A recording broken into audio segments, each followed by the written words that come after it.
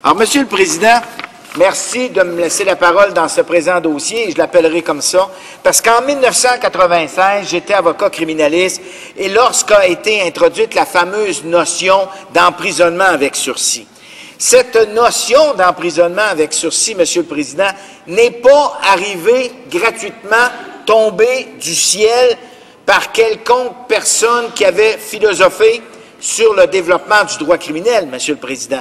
C'est après de longues études, après une analyse de la situation, et après s'être rendu compte, Monsieur le Président, que plusieurs détenus étaient sentencés à de très courtes peines d'emprisonnement. Et il faut s'entendre, Monsieur le Président, quelqu'un qui était sentencé à, par exemple, 1 mois de prison, ou par exemple à 6 mois de prison, avec la possibilité de libération conditionnelle rapide par les prisons provinciales, était immédiatement remis en liberté. Alors, ce qui s'est produit dans plusieurs dossiers, Monsieur le Président, c'est que le juge sentençait un individu à 2 ans moins 1 jour, et j'espère que là, ils vont m'écouter de l'autre bord, parce que à 2 ans moins 1 jour, et il arrivait à l'établissement, il arrivait à la prison provinciale, à l'établissement carcéral.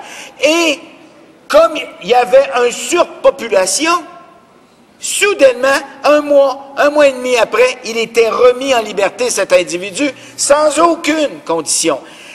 Il y a eu un surpeuplement de la population carcérale dans les prisons provinciales. Il y a encore un surpeuplement dans les prisons provinciales. Je ne dis pas, Monsieur le Président, et je ne dirai jamais que tout le monde doit être mis en liberté et tout le monde doit avoir de plus longues sentences. Ce n'est pas ce que je dis. Je dis, Monsieur le Président, que lorsqu'on a imposé et qu'on est arrivé avec l'emprisonnement avec sursis, parce que c'est de ça qu'on parle, les juges, les avocats, les procureurs de la couronne, les policiers, tous les services correctionnels ont été consultés et on a mis doucement, mais doucement, n'en déplaise à la députée de Saint-Boniface, doucement avec l'accord de la GRC, doucement en place cet emprisonnement avec sursis avec des règles très strictes. Alors, quelles sont-elles, Monsieur le Président? Écoutez ça, là, mes collègues d'en face, parce que, premièrement, il ne faut pas que l'individu soit sentencé à plus que 2 ans.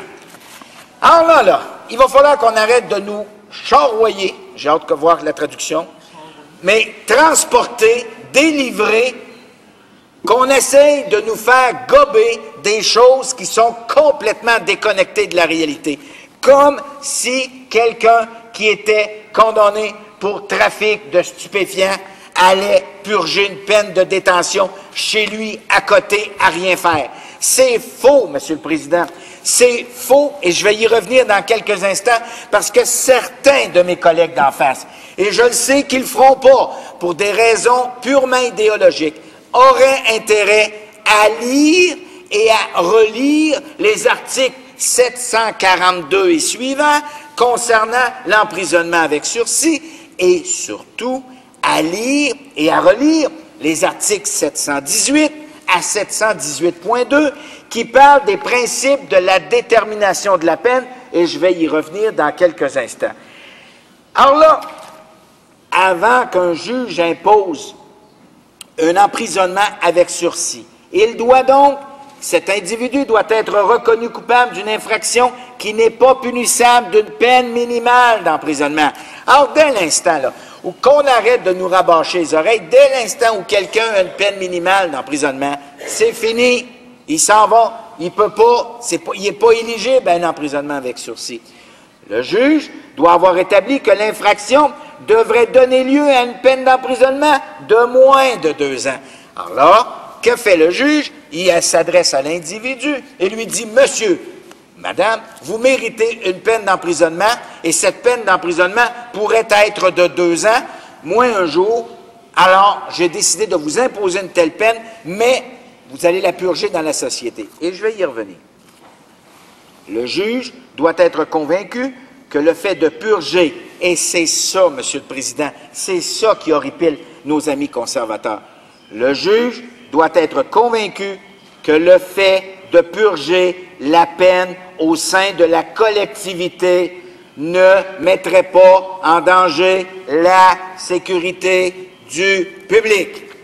Alors on veut enlever au juge cette possibilité d'avoir un individu devant lui et de dire à cet individu « Je suis convaincu que vous ne mettez pas et ne mettrez pas la sécurité du public en danger. » Et je vais y revenir, Monsieur le Président.